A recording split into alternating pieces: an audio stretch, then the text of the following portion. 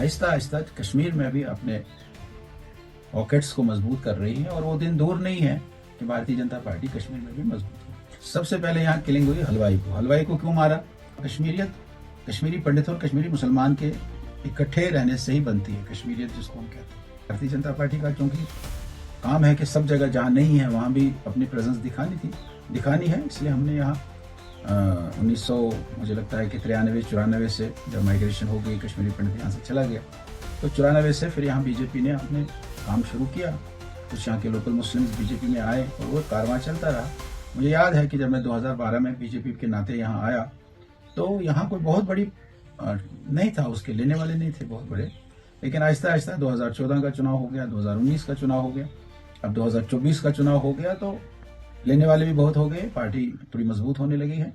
उसका अगर हमने देखना हो तो अभी बड़गाम के चुनाव में जो बाई इलेक्शन हुआ उसमें भारतीय जनता पार्टी लड़ी और भारतीय जनता पार्टी ने 3000 वोट लिए।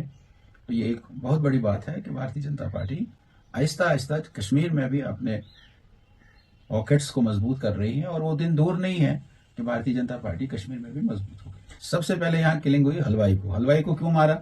हलवाई ने 15 अगस्त को जूल उसने अपने मकान को 15 अगस्त के दिन उसने वहां लाइटनिंग की थी। वो लाइटनिंग उसने क्यों थी, उसको अगले दिन 16 तारीख को मार दिया, इसलिए पहली किलिंग वो है। अब उस समय की सरकार ने क्या किया वो तो हम सबको पता है, लेकिन बाद में किलिंग जो पहली हुई वो टिकला टेपलू की हुई।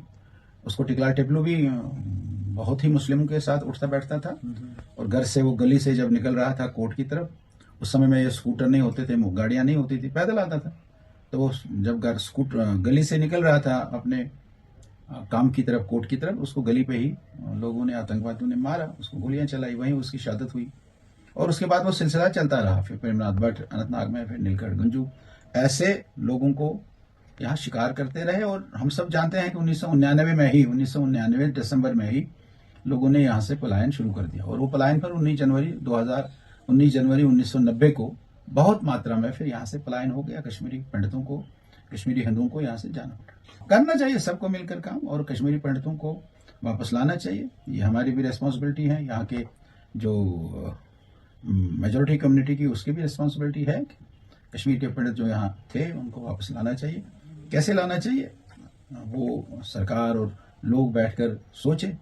कश्मीरी पंडितों को यहाँ कश्मीरियत, कश्मीरी पंडित और कश्मीरी मुसलमान के इकट्ठे रहने से ही बनती है कश्मीरियत, जिसको हम कहते हैं।